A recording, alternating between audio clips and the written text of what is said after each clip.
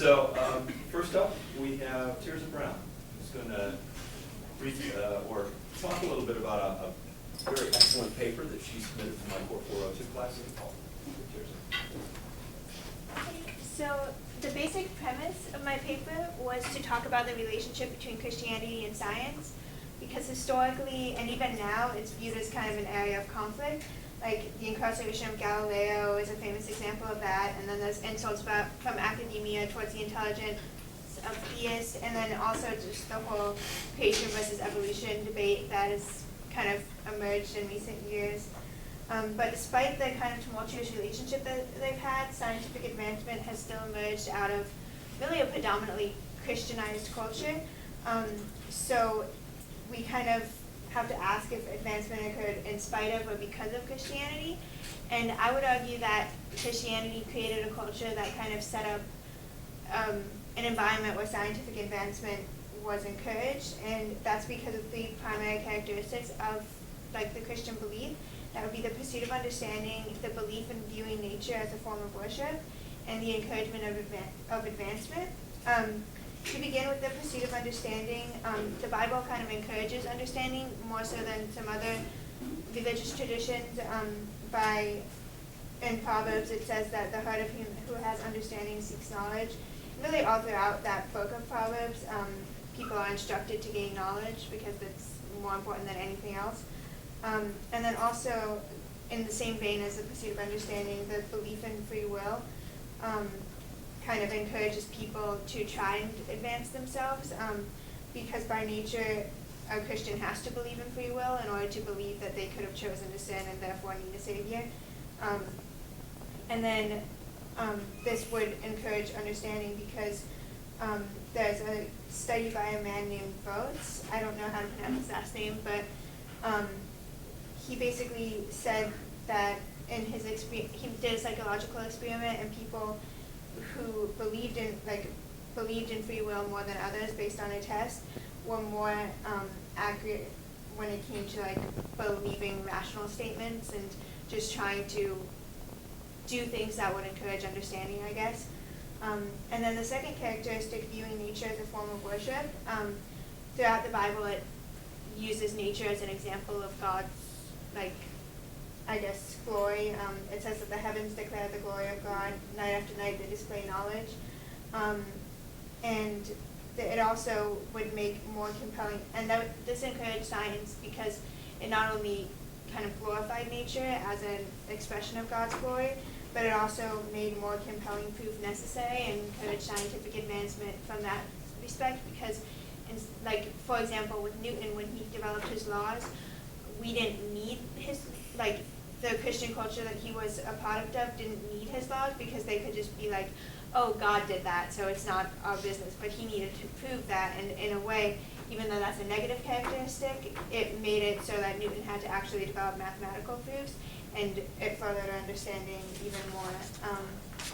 And then the third thing that Christian culture kind of did to foster the development of science was the encouragement of advancement. Christianity doesn't necessarily have religious beliefs that stagnate social structure, and in the same way, while it does kind of emphasize this afterlife-based economy,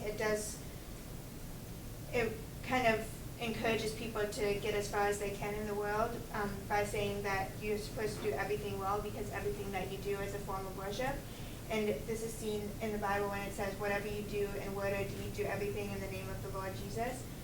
So that's saying you need to pursue understanding and do it to the best of your ability, and I think that kind of encourages advancement. And then lastly, I wanted to talk about how Christianity and science are often viewed as separate spheres altogether, but recent scientific advancement has taken away this subjective, objective view that we have of science, because science is now turning into the more subjective sector with things like quantum mechanics and string theory, things like that. It's not as objective as we once thought it was. And then also, we view them as I talked about how Christianity helps science, but science also helps prove some Christian beliefs. There's a famous preacher named Louis Giglio that now uses discoveries from NASA and he's actually friends with a lot of NASA scientists, and he uses them to give this view of God as, I don't know, he like tries to prove God's existence through the existence of science, not by saying that God created the world so evolution couldn't have happened. He uses them in conjunction with each other. And I'm not trying to say that Christianity hasn't oppressed scientific advancement, because I think it has in a lot of situations, but I wanted to point out how we often view them as like this dichotomy when they can be in a mutually beneficial relationship. So that was basically the summary of my paper. Does anyone have any questions? Yeah. So I find it interesting that you say science is now more subjective, where before it was objective. Yeah. What exactly do you mean by that? What are you considering your definition of subjective and objective? Well, let me find exactly what I put about that, just to make sure I'm telling you the right thing. Okay, I don't have this study here in my outline. I had it in my paper.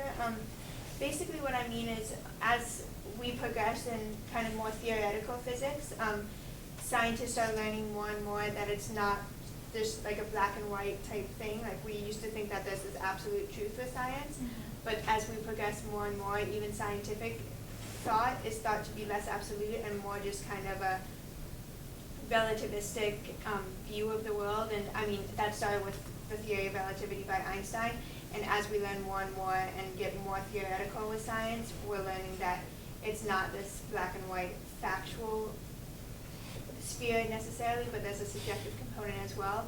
Similarly with religion, it's highly subjective, so they're not as separate as what we once thought. Cool. Anything else? Do you think there are characteristics of science that correspond with things for Christianity? And is there any sense in which you see characteristics of Christianity spilling over into the creation of science? Do you mean like how I talked about how Christianity has characteristics that benefit science, like if it goes the other way as well? Yeah. I think it's very much so. I think that a lot of what we found in science has helped to justify Christian beliefs and also change them to be more along the lines of actuality than just human thought, I guess. I'm trying to think of specific examples. I think it's helped us to not take the Bible as literally, which in a lot of ways is good, not just from a scientific and religious standpoint, but also from a human rights standpoint, because if you took the Bible like literally word for word, then you could say that slavery is okay and that other things that are obviously not right can occur. So I think science has helped in that way to take away some of the literal interpretation of the Bible. For example, with evolution, like I believe in evolution, but I'm also a Christian, and to me the Bible didn't have to be taken literally, that it was created in 7 days, and things like that have helped. I don't know if that answers your question entirely. Well, that's a question that you can talk for hours. So I won't push you any further. Other questions? Thank you.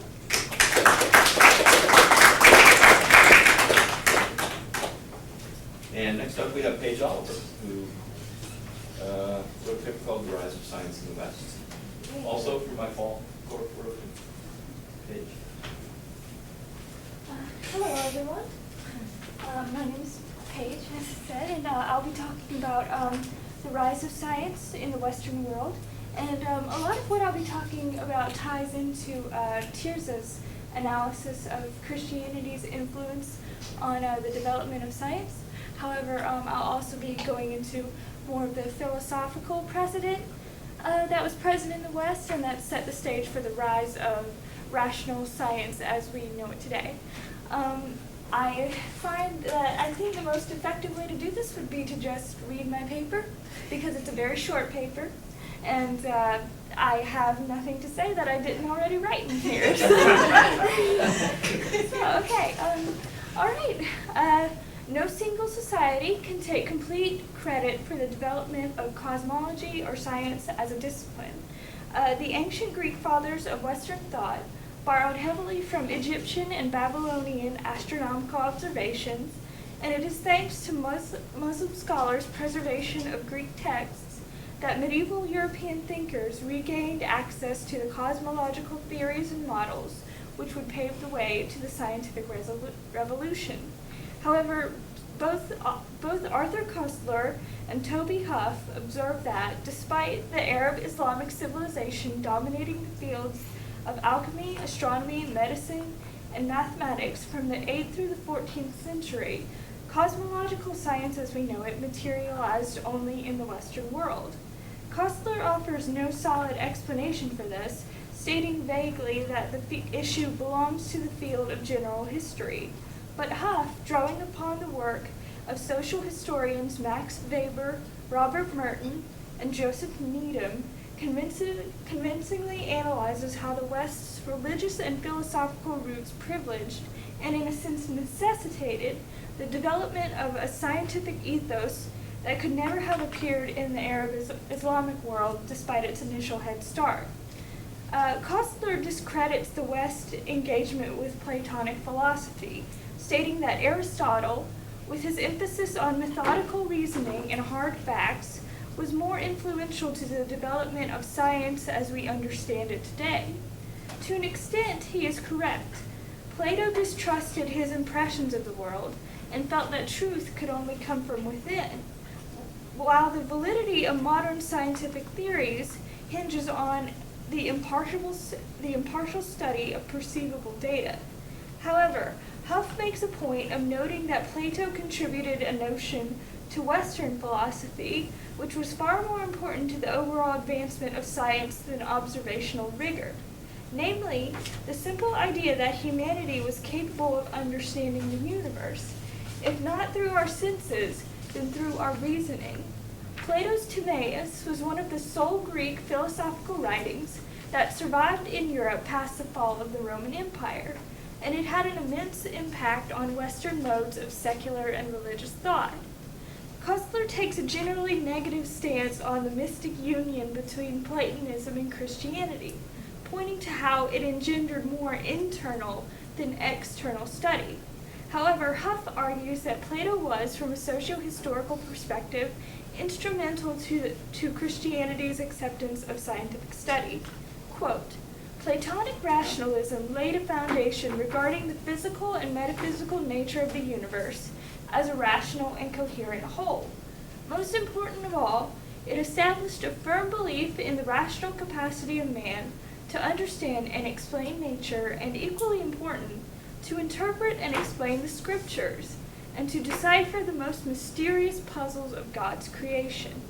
While medieval Christianity did not permit outright defiance of its laws and commandments, it allowed for a relatively liberal degree of speculation among its adherents about the nature of those laws and commandments. This permissiveness is due primarily to the fact that the scriptures, too, seem to have been directly influenced by the Platonic belief in man's capacity to reason. Ancient Greek rationalism shows itself not only in individual verses of the New Testament, such as John 8:32, and you shall know the truth, and the truth shall make you free, and Matthew 7:7, seek and ye shall find, but also in the Christian idea of conscience, which was not limited solely to the pangs of remorse we generally associate with the word. Conscience also implied the existence of an inner cognitive agency, a rational faculty that extended to the understanding of nature, as well as the grasping of ethico-religious truths. Christianity put a certain degree of faith in man's ability to comprehend himself and his environment, and therefore helped to establish a precedent for the systematic study and evaluation of the world. Its tolerance for potentially heretical ideas was limited, but the small amount of leeway it gave to free inquiry was enough for science to get its metaphorical foot in the door. Additionally, Platonic rationalism significantly influenced Western law, which proved just as important to the development of institutional science as Western philosophy and theology. Lasting from the end of the 11th century to the beginning of the 12th, the Papal Revolution resulted not only in the separation of the Catholic Church from the secular aristocracy, but in the creation of a new legal system that ultimately limited the power of both the church and the nobles. The designers of this system did this by privileging natural law over royal and ecclesiastical law, providing a basis for weeding out those customs that did not conform to basic reason and conscience. Even as its natural laws restricted the power of the church and the state, the legal system that rose out of the Papal Revolution granted power to corporations, allowing for a collective group of individuals, such as a guild, township, or clerical association, to be treated as a single unit with its own legal rights. This served to distance institutes of higher learning from potentially restrictive secular and religious jurisdictions. This is a huge step toward the development of science as an unfettered, unbiased discipline.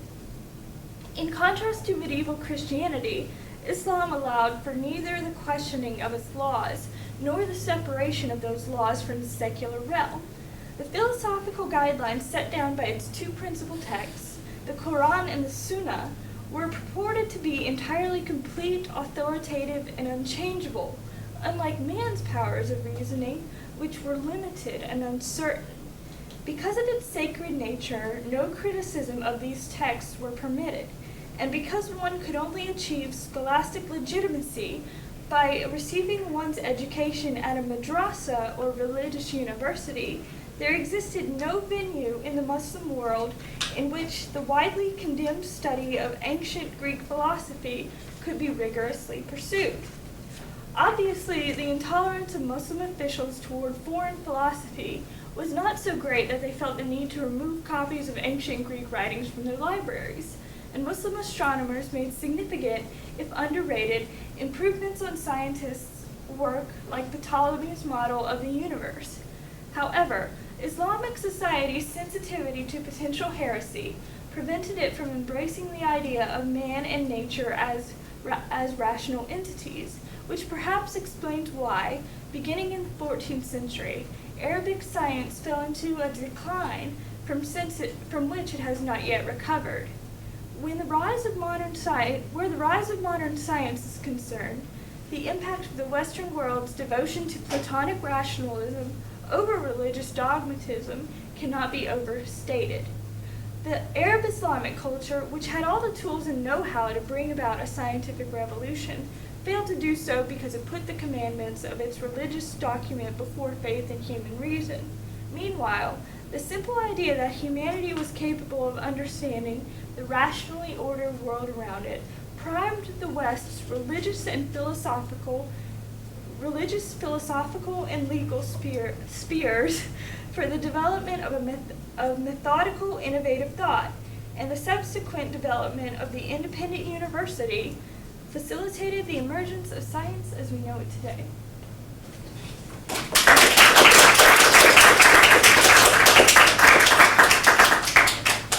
Questions? I'm convinced. Paige. Yes. Since nobody's else is going to, Sure. you deserve to be asked questions. Terrific. Oh, thank you. The one theme you didn't pick up on, just to ask you a question about it, maybe get you thinking about it if you haven't. Ethics as an issue. In his book, yes, okay, let me think of this. Oh, come on. Who do you think of? Bernowski. Jacob Bernowski's Science and Human Values. I did, sorry.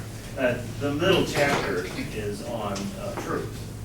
And I think he argues quite effectively that the habit, it's the habit of truth. And he argues that the habit of truth was one of the foundation stones of modern science. And I think he gets himself confused on the subject of where the habit of truth came from. But more interestingly, he's making the point that it is it's a linchpin of modern science. If scientists don't tell the truth to each other, then science doesn't build. It doesn't go anywhere. In fact, you're undermining it. And in light of changes in science, in society, and also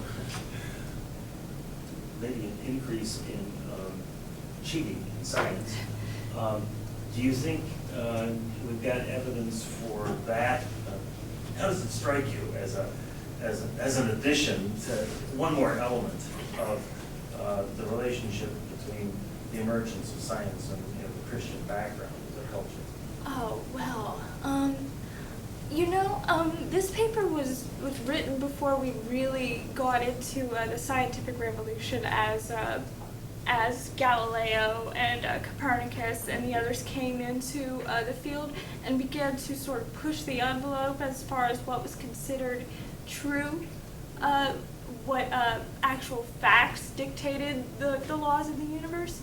What I was mainly talking about was how the rationalism sort of had the seed planted. I really didn't study the subsequent revolution as carefully because I just wanted to see where it might have started. So it's difficult for me to answer that question. Are you suggesting that Christians are more ethical?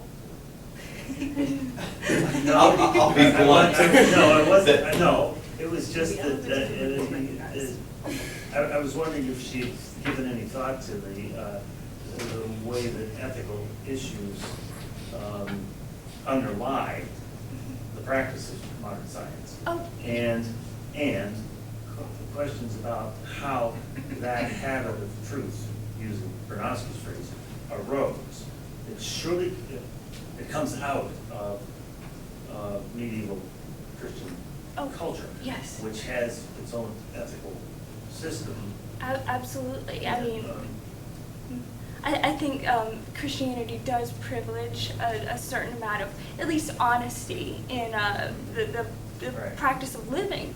I mean, confession was a huge deal in particularly Old Catholic Church, and just trying to be honest with yourself, and for the sake, because God sees all, and so you need to be honest in your heart. And I think I wrote a later paper about how science evolved sort of as a means of trying to discover God's truths as he constructed the universe. Looking at Kepler. Exactly. And so, Galileo. yes.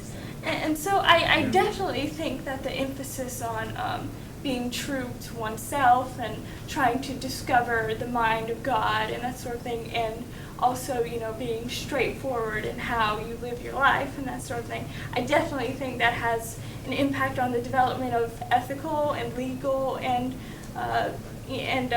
all of these institutions, and I think that might have definitely impacted the modern ethics to which scientists are beholden today. So I'd say that's a fair argument, definitely. Good question. I'm interested in the idea of the authority. You were talking about the authority of text and its relationship to science. Take somebody like Leonardo or any of the other pre-scientists, if you will. I think he's the first modern scientist, and I think I can defend that. But Leonardo felt that there was no authority but his own mind and eye, and he rejects all of medieval thinking, and rejects most of the ancient thinking too, which, by the way, most of it is wrong. So my point here is that, do you think science evolved because it was standing on authoritative text and just evolved from that? Or do you think that science really evolved from the pure, wholesale rejection of authority? Well, I mean, that's an interesting question because to a certain extent the Copernican revolution was about questioning the authority of the control beliefs that have been put in place up until then. I wouldn't call the point of my paper so much that because Plato's that everyone was following the Timaeus. I think it was more that the idea of man as a rational creature was sort of insidious. I mean, I use insidious, and that has a negative connotation, but it was more sort of, it filtered throughout the academic community, even in the churches and that sort of thing, just because Plato was so influential on a lot of thought, both before and after the fall of the Roman Empire. And so I think that Plato's text, the Timaeus, being one of the only surviving texts of those things, really made it so that the scholars were privileging that to a certain extent.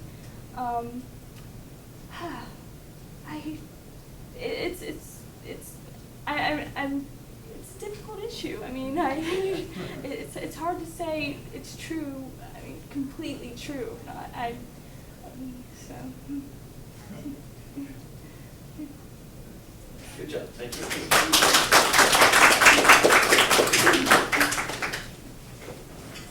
Next we have a couple of presentations, I believe, from Dr. Schmeichel's 401 in the fall, if memory serves. And first up, Catherine Lancaster is going to present for her group the evolutionary pathway to lactose tolerance. Tolerance. Let's see.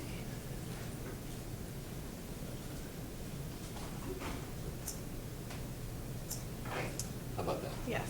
Okay. All right. Hello, everyone.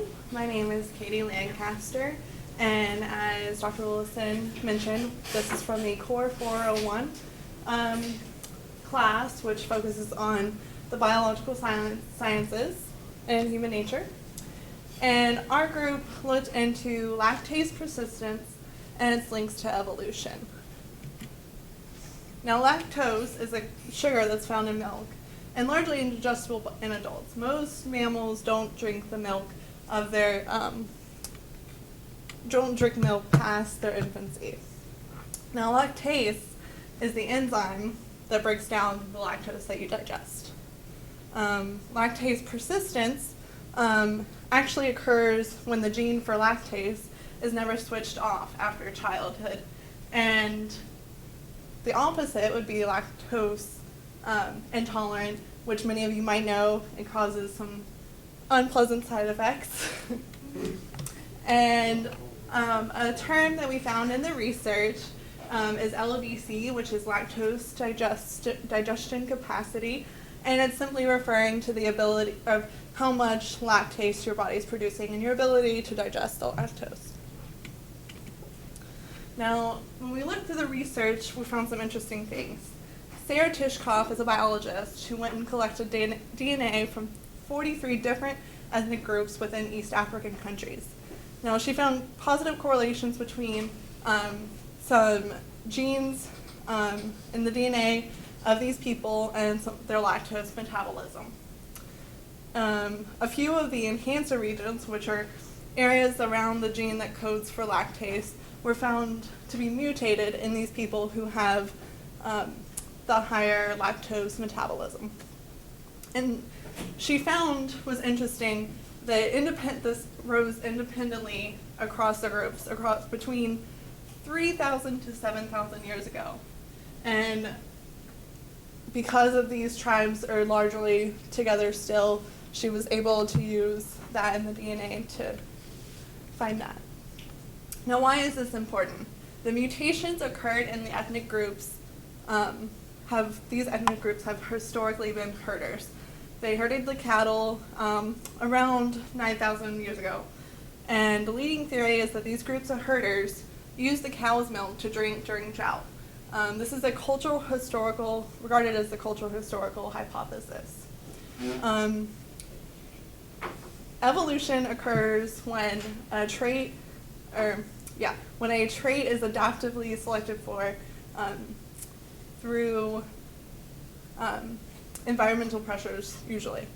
The environmental pressure here would be the drought, causing these people to need something to drink to sustain themselves, which would be milk, unless you're lactose intolerant. you're lactose intolerant, it's only going to cause diarrhea, and that's going to dehydrate you further. So the people who were able to continue to survive were able to digest the milk and remain hydrated. This is actually a representation of convergent evolution. Convergent evolution actually happens when people, or species rather, exhibit some traits, and they all adaptively select for these traits independently of each other. Circumstances are not the same across the board, but it does work out that they begin to collide. As I said earlier, the environmental stressor here is the drought, and those who could digest the lactose properly were able to survive. Now here's a map that we found of lactase persistence. The numbers and the colors on the side represent the correlation or of people who have exhibited lactase persistence. And as you can see in Eastern Africa and then Western Africa a little bit has some high rates of lactase persistence, as well as Northern Europe. And this is where we're headed next. And lactase persistence in Northern Europe, there's a hypothesis that's regarded as the high latitude hypothesis. In the north, you get your usually most people get their vitamin D from the sun. In the north, the sun isn't out as much, and there's a risk of vitamin D deficiency. It includes several health problems, including rickets. And vitamin D is actually needed, certain levels of vitamin D are needed for reproduction, so that's an important part too. And there's associations, a study found that there were associations between the high latitude and high LDC, which is just the capacity for lactose digestion, and Northern Europeans. This is quite different from the herding and pastoral hypothesis that I just gave earlier. And an interesting note that they found is that the high LDC did not evolve before the presence of milking. So again, the milking of the cows happened, and then eventually over time the lactase persistence was selected for in the people who needed it to survive. And it also shows that it's associated with presence of pastoralism.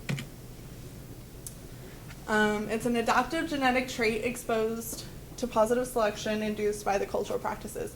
This simply means that the people who were milking and these environmental stressors such as drought happened, that's going to be selected for over time. An increased frequency of the derived allele, which just means that over time that one is the ability to digest the lactose, that allele in the DNA is being selected for over time.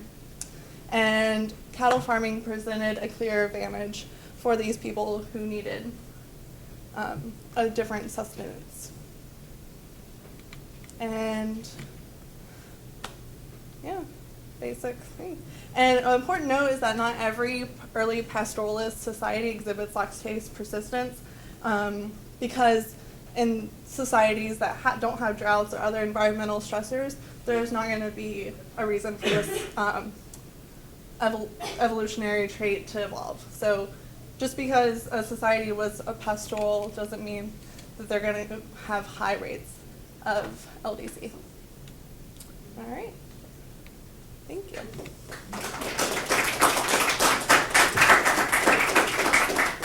Any questions? Yes. Moi? Yes.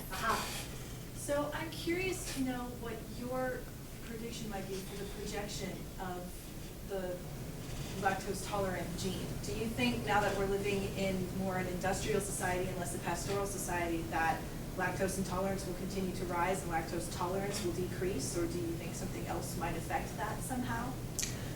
That's a tough question because, well, I mean, obviously the environmental pressures for modern societies isn't there as much, but we're still consuming a lot of dairy. And just because, this is something I wanted to point out, just because a society is consuming dairy doesn't mean that they're necessarily getting the nutrients from it, because you can have, you're not producing lactase, but you can still process the milk. You're just not getting all of the nutrients from the milk, and you may not have as adverse side effects. So there's that, and then, but I think that's hard.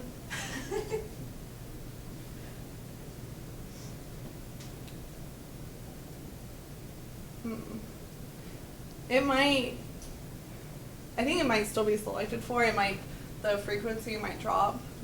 But I think in a lot of other underdeveloped countries, there's still that environmental stressor that's occurring. So it might continue to rise. Yeah. Is the allele for the lactase persistence, is it recessive or strong? I'm not sure. I didn't do, my other group mates did a lot of actual DNA research, but I would assume, I don't know, I would think it's recessive, based on the fact that it is meant to turn off, so selectivity, yes. The hypothesis that you're working with, I know somebody else built it, it's not your fault. But these evolutionary hypotheses always bother me. Okay. Drought. Look, if drought is bad enough that people need other sources of fluid than water, Yeah. the same's true of the cow. Of the animals, yeah. And you know what happens to cows under those circumstances? They die. They stop, they dry up. Yeah. So you don't have milk either. So how can drought be a driver of this? Ironically, that's not a limitation that wasn't in the research I don't believe that I it. didn't see, I just don't so. believe it. And it's likely that it was because they had cows, so they have milk. So we better drink it because it's spoiled. Well, I think having the cows and drinking the milk is more likely to lead to an evolution towards being lactose tolerant. Sure, because it's what's around. But drought, it just seems to me like the wrong That is, hypothesis. yeah. But it was a convenient explanation for why they might have survived. But when- They had cows. Yeah, I agree. I think that works, but yeah. That is buggy, yeah. Maybe they were giving their water to the cows so that they could drink the cow milk, but the cows could stay alive. How much farm experience? I think natural selection would wipe them out. What? Yes, Dr. Collins? Well, I was going to ask you a question. Oh, you know. Most of it goes. Goats, I don't know. I was going to ask a question about the nature of the research. She primarily focuses on, you said 3 to 7,000 years ago, is that correct? I think it's 4,000 to 9,000, I believe, Okay, is so when the the first herding domestication of started. animals from the Neolithic begins around 10,000. Yeah. And certainly in places like the ancient Near East and other places. So Yeah. what I'm wondering is, with that in mind, could there be, as we've been hearing here, other environmental factors besides drought that would have predated this, that would have increased the frequency for the allele? There certainly could be. I didn't come across any in my literature review, but it would be interesting to see if there was another environmental stressor there. What would you hypothesize might be other environmental factors that would have? If we take away the drought, Yeah. what other possibilities might there be? Maybe it would be, I mean, I don't know because I haven't looked to see where the water is, but maybe it's a water source issue. If they're not settling near water sources, or if they're still at this time pastoral, they're going to be moving. So maybe it's a water issue. Not having a water source, so they're using the milk instead of having to travel long amount of way.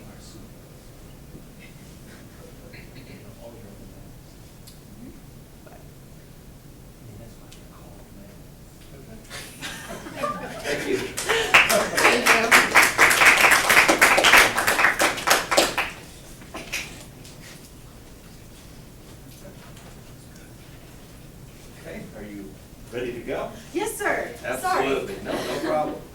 absorbed in my note-taking. Okay. Let's see. I'm so sorry, I keep knocking your bag over like it's nobody's business.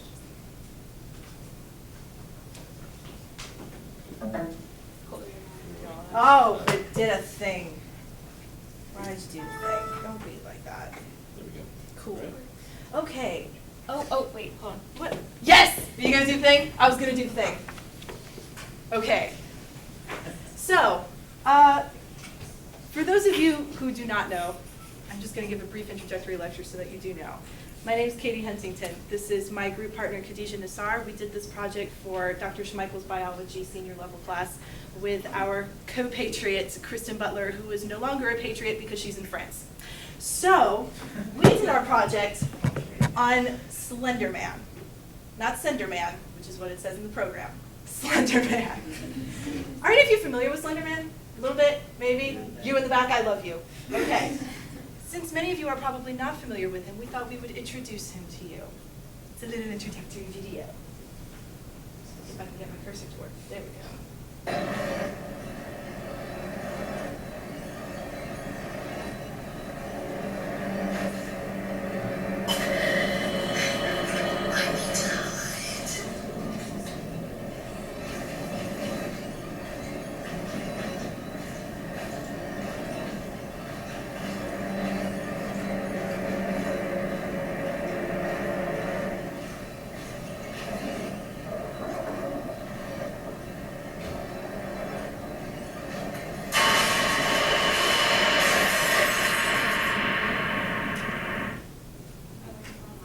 Scary moment over. That is Slender Man, a figure in pop culture and urban legend mythology that we decided to do our project on to see how we could relate pop culture and mythology to evolutionary traits that have carried over from a very, very long time ago through our biological systems. See if we can put the two things together. So Khadijah's going to start, and I will take over halfway through. Okay. Khadijah. The reason we picked Slender Man is because he's the most recent creature that our mind fears. His origins started on a forum called Something Awful by Victor Surge. He posted these two photographs, and I don't know if you guys can see, but he's like tall, lanky in the corner, and then he's off somewhere in there. And there was like a newspaper article that he stole some children.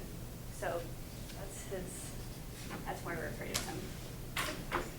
Now, I'm going to discuss other common mythical creatures. Bogies, bogarts, or the boogeyman, old mythological creature that hides in people's houses, steals your children. Fairies, they can be either mischievous or helpful, but they're also known for stealing children. The Earl King, or the Erlkönig, is a German mythical creature that steals children in the night. Noticing a pattern here. La Llorona is a Mexican, I guess, woman, so to say. She drowns her own children, and because she drowns them, she is sad about it, and so she steals other children. The Shriga, she lost her own children due to death, so she turns into a witch, and she poisons, there's a picture up there, she poisons newborn babies by giving them the evil eye. Okay, so the point of all those is that they steal children, they're a threat to us, because they're taking away our babies, our offspring, our genes. Now, why is Slender Man so scary? He's really tall, really lanky, he's faceless, so he's kind of recognizable, but not at the same time. He wears a suit and tie, so he's proper, and he has freakishly long arms. The point is that all of these creatures, they have human-like characteristics, but they are still scary to us because they're unfamiliar, but familiar at the same time. And before we go into why this has evolved, we're going to discuss what goes on with the fear in the brain. Now, what goes on in the brain when something comes up, when we're afraid of something? First, the thalamus, it decides where to send incoming sensory data. Then there's the sensory cortex. It interprets that sensory data. The hippocampus stores and retrieves conscious memories. The amygdala decodes emotions, determines possible threat, and stores fear memories. The hypothalamus, that activates the fight or flight response. Now, the fight or flight response, there is a high road and a low road. The low road, that is our initial reaction when we're given something new comes along, makes us afraid, so we act quickly. Do we fight or do we run away? The high road, we come across something that we've seen before. We know that we should probably be afraid, but we process it a little bit more. Is it dangerous, or should I shut off this fear? Like in a scary movie. Yeah, it's afraid, but then we realize it's not going to come get us. So we shut that down. Here's kind of another chart to help explain like the hormones going on with the fight or flight response. This has evolved into something that connects past memories with new stimuli. The myths that I told you at the beginning, those give us a schema so we know kind of what to be afraid of and what to keep our children away from. And Katie is going to explain why that was helpful to our ancestors and why that is helpful for us today. That's my cue. So, fight or flight response, why do we have it? I'm actually going to try and answer this question by asking you a different question. Why do we evolve? Why do we change? Do these changes actually have a purpose? Answer, yes, they do. That purpose is survival, but probably not the kind of survival you're thinking of. You might be thinking survival of our bodies, our families, our cultures, our persons. I'm going to argue that it's actually the survival of our genes, our genetic coding. How many of you are familiar with a book by Richard Dawkins called The Selfish Gene? I see you reluctantly raising your hand, sir. I see you. So, we studied this book in our class with Dr. Schmeichel. I will, for those who are not familiar with it, probably do it very little justice, but I will try to paraphrase. The argument inside the selfish gene is that our genetic data is actually the thing that is striving to survive in our bodies, our evolutionary systems, our traits that we evolved over time are the gears in the survival machine. We are the machine, supposedly. A very, very, very, very, very long time ago, our initial ancestors were not even multi-celled or single-celled organisms. They were DNA protein strands that were just swimming around in the primordial soup called replicators. These replicators had only one purpose, to replicate. All they ever wanted was to survive by multiplying, by spreading their genetic DNA around. That trait has continued into the genetic coding that we have today. Next slide. So, all of these evolutionary systems that we have, eyes, limbs, brains, fight or flight response, social communication systems, I don't even know, like pick a thing, photosynthesis, all of that came about in order to enable our machines to help our genetic material preserve itself and replicate itself. But we weren't just evolving biologically, we were also evolving socially, culturally. Our groups were becoming groups. We weren't just individuals who were out trying to get food by ourselves. We became social, we became complex. Our world and our perceptions of the world became much more complicated. With that complication, the threats that we were seeing were no longer necessarily direct. They weren't things that we looked at and immediately had a physical stimulus. Sometimes those threats were psychological. Let me posit to you this way. Let's say your very, very, very, very, very great-grandfather, Ugg, sees a wolf. And he's out hunting with his friend Bag, I don't know. Bag gets attacked by the wolf, Bag dies. Ugg runs back to the cave and says, "Oh my God, guys, Bag just got killed by this thing. It's furry and it growls and it rustled the leaves before it showed up and it had fangs. That was really terrifying. I don't want anything to do with that anymore." So we say, "Okay, wow, thank you, Ugg, for telling us that. That was really scary." Ugg's son goes out hunting and he's out in the woods and he hears the rustling bushes and he hears the growling and he sees the fangs but doesn't actually see the wolf. His fight or flight response is triggered because he remembers what he heard in that story about the wolf and thinks, this is a threat. I don't actually see the threat, but it could be a threat. In order to preserve my life, my genetic DNA, I'm going to run away. He runs back to the cave where everybody's hanging out doing their caveman thing and says, guys, I think I saw the thing that my father talked about the other day. I think I saw a wolf. It was really scary and really threatening, so actually we shouldn't go to that part of the woods anymore. So then everybody in the cave culture is safe because they don't go to that part of the woods anymore and they don't run into the wolf and they don't get eaten. The important part of the story is that we developed communication. When we became complex, part of the evolutionary trait that followed through with us was that we were able to communicate, we were able to tell stories. Also, we were able to imagine things. We were able to conceptualize threats. Even if we didn't see them in front of us, we could imagine what they might be and react accordingly.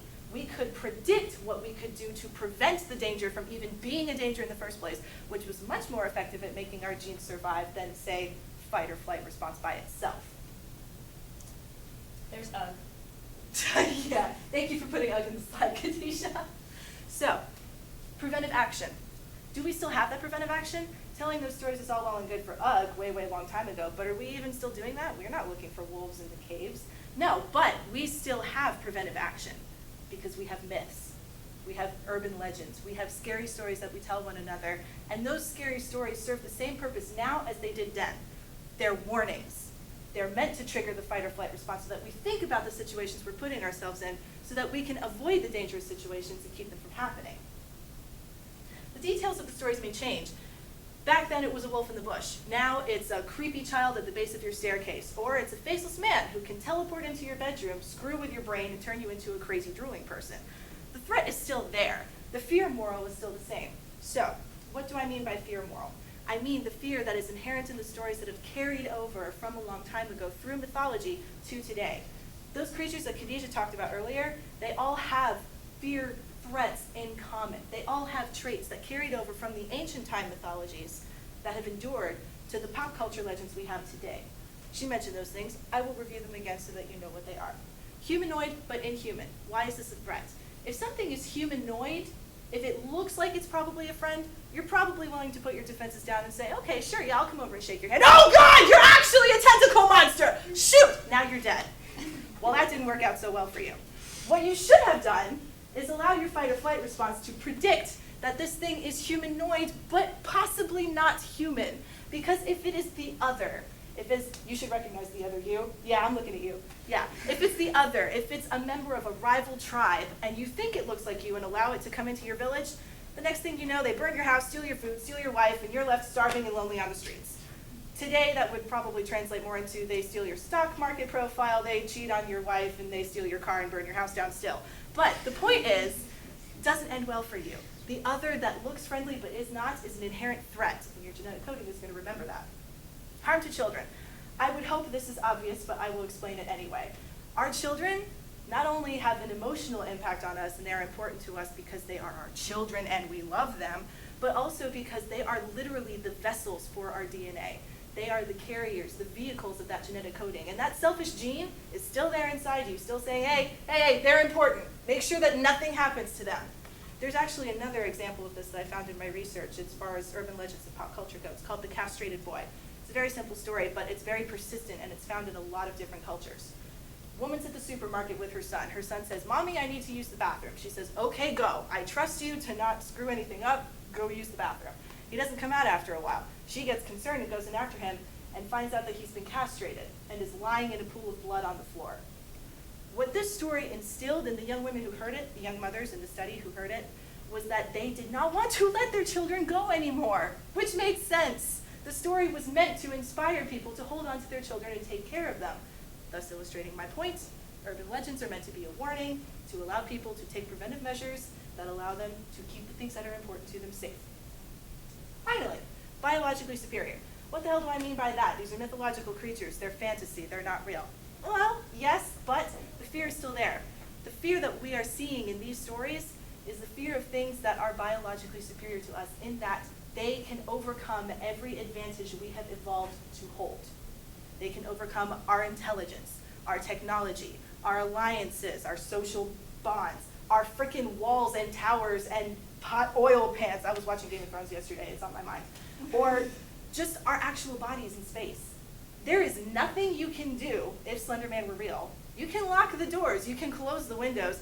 It's not going to change anything. He's still going to come after you. How do you prevent that from happening? You tell the story so that you figure out how to just not make Slender Man angry, and then you're safe.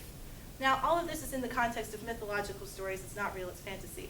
What I am trying to prove is that these fantasies have a purpose. That purpose is to keep us in connection with our fight or flight system, to keep us connected to one another so that we can say, we have found something that's scary, we need to prevent it from happening, how will we do that? The fight or flight response is in fact triggered by these stories, by this mythological storytelling. And that is what helped us to keep our genes safe and to help us be safe as we evolved over time. That is the presentation. I'm done.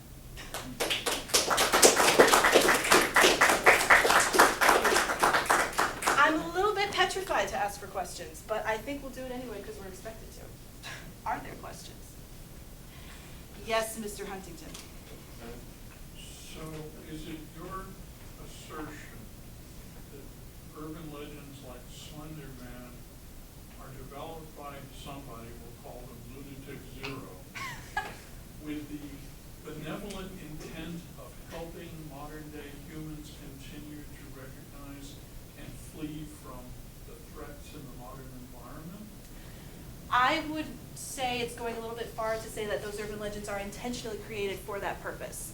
The evolutionary side effect of its connection to fight or flight is what, it's a benevolent side effect, but it is what has enabled it to carry over the generations. So even if someone is giving it out as something entertaining, the fact that that's still something we find entertaining is linked inherently to the fact that it is evolutionarily a strong choice. So we still have the genes that carry a tendency, a preference for telling those stories and remembering them and sharing them again. Does that make sense? Cool. Yes? So what about if this fear causes people not to interact with other people? Obviously, that will interfere with their ability to be able to pass their genes on. Mm-hmm. So in that situation, how would you explain fear as a survival instinct? Or It's not going to keep you from interacting with other people, but you're going to become paranoid. I'll use an example. My boyfriend. He. Woo! That was a good intro right there. Example, boyfriend, done. No. He grew up watching scary movies when he was a little kid. He's terrified of the world outside sometimes. He's terrified of the complete darkness. He's terrified of other people, because he doesn't even want to go to Mexico because he thinks he's going to be kidnapped. Now, but that doesn't keep him from interacting, obviously. So it's not, I think in some ways it benefits him because he is cautious. He's aware that there's dangers out there based upon some movies that he watched as a little kid. Yeah, it's a little extreme, but my point is that he's still going to interact with people he trusts. You know, it's interesting that you say that. I would actually posit, and this is just me spouting thoughts, take it with a grain of salt, but I would say that those people in whom the fear instills a need to stay away from socialization, those people also do not pass on their genetic DNA. The people who do pass on their DNA would be the people who have the fear response and are still capable of interacting, which was part of the presentation. I hope, I pray, I think, I wish. Does that answer your question? Sweet. Paige. So, would I be correct in assuming that what you're implying here through your reviews is that scary stories, myths about creatures that are human and yet not, must be passed on in order to perpetuate, much like our genes. Would you say that telling scary stories like this is a way of modulating between and negotiating the threat that other people pose to you, in addition to the potential benefits that interacting with other people can bring, for example, like sort of communicating the potential threat that other people can have while still engaging in a social act that may ultimately benefit your survival. I would say so. Yeah, that's the exact point we're trying to make, actually. So you would Aha. approve of the children being read the Grimm Brothers' tales, and you would disapprove of boglerizing the Grimm Brothers. What do you mean by boglerizing? I'm just not familiar with that term, I'm sorry. Was one of the first people who messed around, who reduced the fear level. Okay. He made them, he cleaned them up. Disneyfying it. There you go. That's the right modern equivalent. Well, Yes. do you want to take it or should I? You go first. still 'cause thinking? I'm Okay. still thinking how I want to answer. I would say it's not necessarily a matter of approving or disproving it. I think once you change the story, it serves a different purpose. So if you're Disneyfying the story, you're no longer teaching the fear moral, you're teaching some other moral, and that would be a different, it would have a different cultural and scientific purpose. Whereas telling scary stories specifically, we hypothesized that that it was connected to the fight or flight response, and that was why it was perpetuated, because the two worked in tandem to create a cultural phenomenon that lasted. Like, I wouldn't go telling young kids, like really young kids, this. Why not? They used to. I would. That's what you told them. I mean, I wouldn't want to know that because I can't. I don't know. As a 21-year-old, I can't even Childhood handle a terrible horror those movie. days. And until I did this project, Slender Man scared me. Yeah, still does. That's scary. Yeah. Well, it was not the scariest clip we could find. Unfortunately, we needed a clip that was less than 30 seconds. Yeah. Most of what's scary about the Slender Man mythos is that it's a lack of control. He comes at you and you don't know how, you don't know when, you don't know what he wants with you, you don't recognize him, but the general pop culture consensus is that he screws with your head. So you lose your memories, you lose your sense of identity, you lose your sense of location. So that's how he affects you. He's also kind of always nondescript, right? So A bit, yeah. Yeah. He could be anybody. you don't really recognize him. He's amorphous. And that was the Great. fear. Which That is was, creepy. Yes.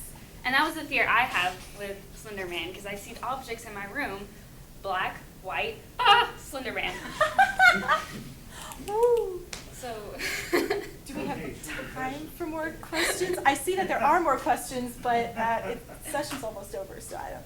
What can we do? Yeah. Can we keep taking questions, or should we sit I down? think we better move on. Okay, I'm great. sorry, Santi. Okay. Sorry, I can't- Santi. I You can can't see see me you after. later. Yeah.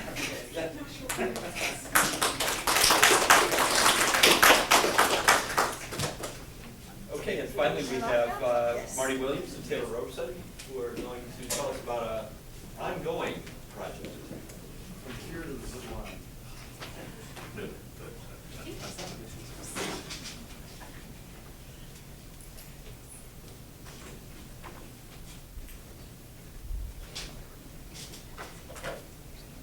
Gotta get the presentation. It's probably a good thing to have. It's all in there? Hope it's somewhere else too.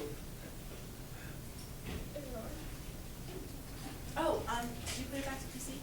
Or is it still on laptop? Yeah, it's still on the line.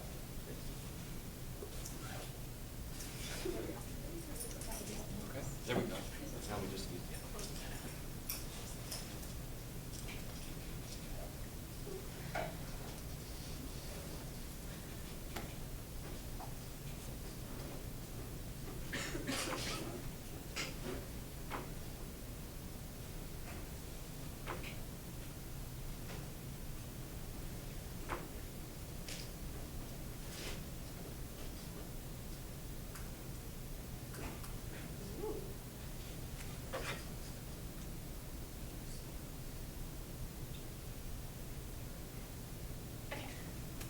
I'm Marty Williams, and this is Taylor Robertson. And last semester we did a project on monarch butterflies for our animal behavior class, and it spilled over into an independent study for the semester. So the title of our presentation is Magnetism as a Tool for Spatial Orientation in Monarch Migration. This is kind of a different presentation than all the other ones because it's based on, we actually, that sounds bad, but we did our own experiment. This is based on our results. Sweet. Okay, so, is it working? Oh, just kidding, wrong button. Okay, so a basic overview first. I'm going to give you an introduction to monarch butterflies. Their scientific name is Danus plexipus. Then we're going to give you just a brief overview of our 2013 experiment. Then we'll go into our 2014 experiment, which is essentially a confirmation of our results from 2013. And then our second experiment for this semester will be using Helmholtz quills, which I'll describe later. And then we'll go into some future directions or experiments that we could do later. So, brief introduction to monarch butterflies. It's really interesting because they all monarchs east of the Rocky Mountains are known to overwinter in the mountains of central Mexico in what's now a federally protected site called San Miguel de Allende. They overwinter there because they have to roost in Oyamel fir forest about 10,000 feet above sea level on southwest facing slopes, and they do this so that they can survive the winter. They can't survive at any stage. You know, butterflies, they're the caterpillars and the cocoons, and then they turn to butterflies. They can't survive at any stage at below freezing temperatures, so which is why they all travel to Mexico. It does get a little colder down there, which is why they don't go further south, because butterflies, when they get cold, all of their bodily functions slow down, so they metabolize slower, so that any food they eat, they can essentially survive the winter by freezing, like an Iceman and the whole thing where you pick open an Iceman and you survive. I don't know. It's kind of like that though. They're not frozen, but they kind of just are still. So some monarchs actually travel over 3,000 miles to get to the overwintering site. We know that it's that the migration it's actually a single mountain that they roost in over the winter. We know that this is a genetic trait, inherited knowledge, because from the time that say they're in southern Canada in the summertime, and they start their migration southward. By the time they actually reach the wintering site, they've already gone through 4 or 5 generations. So the adults who actually lay the eggs die before the eggs even hatch. So the knowledge of where to actually overwinter is genetic.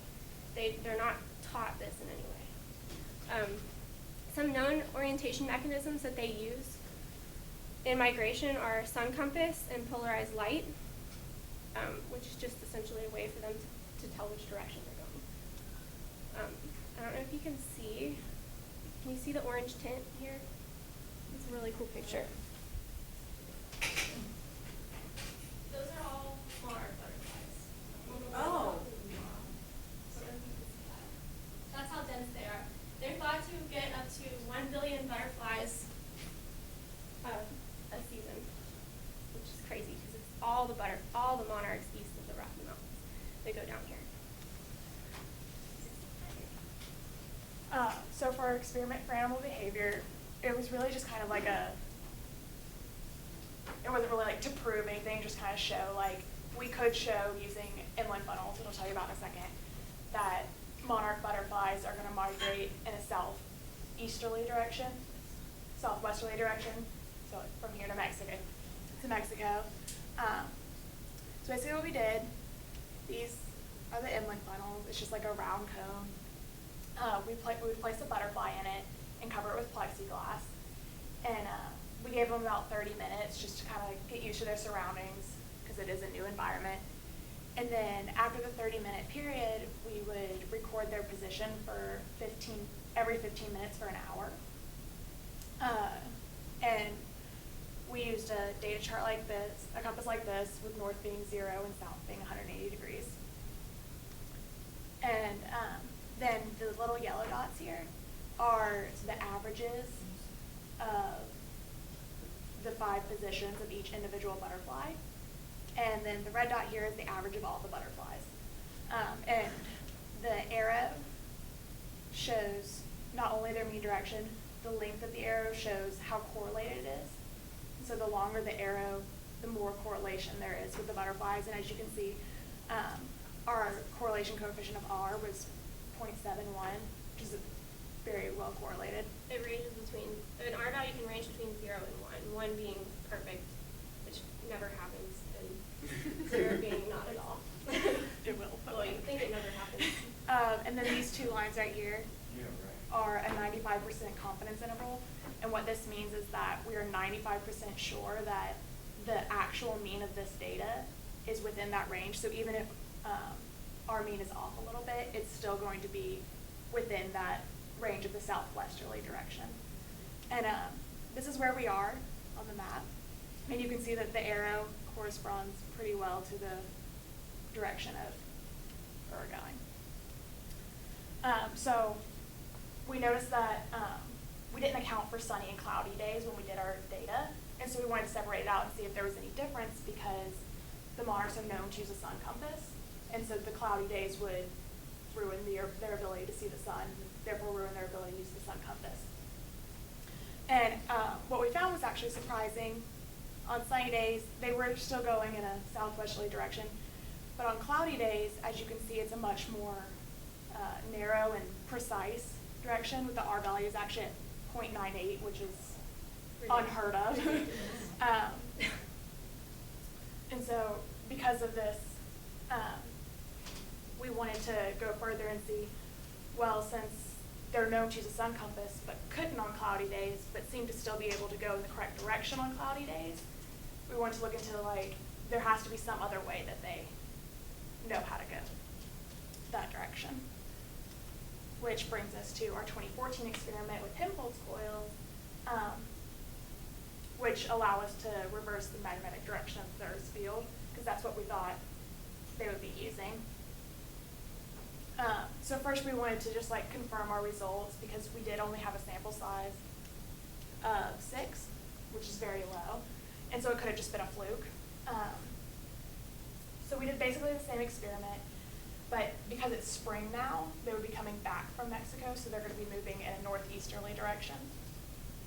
And it is a little bit different because we're trying to determine that they're using a magnetic field. We created our own inland funnels that didn't have any metal on them, because that could interfere with their ability to sense the magnetic field. As opposed to the inland funnels from last semester, which are Completely all metal. So same process, 30-minute acclimation period, and then checking their position every 15 minutes for an hour. The blue dots are the averages of the individual butterflies, and the green dot is the average of all the butterflies. We're still collecting data on this because our current sample size is only 12, it's very small. And because of that, right now, our data isn't statistically significant, but there is a strong trend showing this northeasterly direction. And so we're confident that as we get more butterflies, it's going to become more significant. Also, in their migration back to the United States, they're not like, so in the fall they're all migrating to this one node. It's like a single direction, as opposed to in the spring they're going like this, like to many places in the northeastern United States. So I mean that could account for the fact that they're not as correlated. But right now, as she said, our value is only 0.36, but hopefully we'll have up to 32 butterflies by the end, so hopefully it gets better. But still, I think our data is enough to suggest the principle that they're using some sort of, because we did all this on cloudy days, so sun compass is not available to them.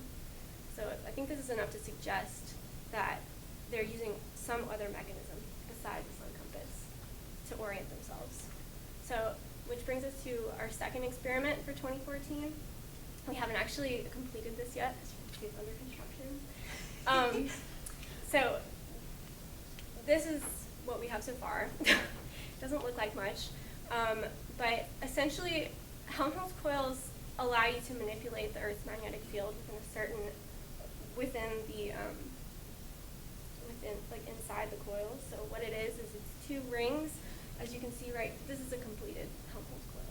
So it's two rings set up parallel to each other, and depending on, you can set them up like this, or you can set them up like this. And that, if you set them up like this, it allows you to manipulate the horizontal component of the Earth's magnetic field, as opposed to if you set them up like this, which allows you to manipulate the vertical component. So all we're worried about here is the horizontal component because they are on a flat plane.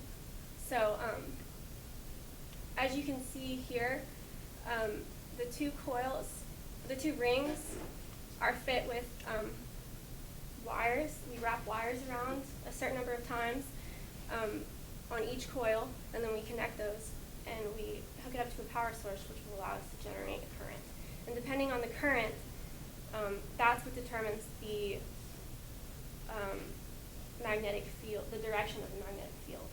So we'll set it to, when we do this experiment, as you can see the magnetic field's right here. That's what B is. Then you can kind of see the visual representation of how the magnetic field works. It kind of goes in a circular pathway through the coils. So when we set up the coils and we put the butterfly in the center, we'll set it to a specific, we'll set the current so that the magnetic field is the same as the Earth's magnetic field, and that will be our control, because we want to make sure that the coils themselves and the magnetic field generated by the coils do not cause any difference in the data with the butterflies. So this should be our result, hopefully, with the coils on, but set so that the magnetic field is in the same direction as the Earth's magnetic field. And we can tell that just by placing a compass on the inside of the coils. And then the second thing we're going to do is we're going to obviously reverse the Earth's magnetic field. And if the butterflies, which we do by doubling the current, which we'll just flip it around 180 degrees. And the cool thing is, if the butterflies are using the Earth's magnetic field, we should be able to predict which direction they will go when we reverse the Earth's magnetic field, which should be true southwest, as opposed to, I mean, that's technically going to be northeast when the coils are on, if that makes sense, but only within that small little area. Their butterflies are going to think it's northeast, hopefully. But it'll be true southwest, so we should predict that this is the direction they'll go if they're using the Earth's magnetic field. If they're not, then that really won't do anything. So hopefully it does. But yeah, these are our coils. They're going to be about 1 meter tall. They're going to be really big. We're building 2 of them, so it'll be really cool. We're going to go up to the soccer field and put one on one end and one on the other so that they don't interfere with each other, and turn them on and hope it works. So How are you going to plug them in? I think a really long extension cord. Big generator. Yes, might have to spring for that, Dr. Rulison. Okay, so some future directions or experiments that we could do if our experiment does show that the butterflies, if our results suggest that the butterflies are using a magnetic field to orient themselves, then we could ask the question, so while it's known that monarchs use the sun to orient themselves on sunny days, do they use the Earth's magnetic field as well? And if they do in fact use the Earth's magnetic fields on sunny days, which mechanism do they use the most? Which would be really interesting to tell, because right now people think that they only use the sun compass.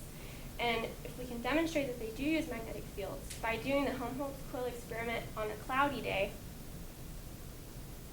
then we can do the Helmholtz coil experiment on a sunny day and reverse the magnetic field. And if our results end up like this, then that's showing that they use the magnetic field more than they use the sun compass.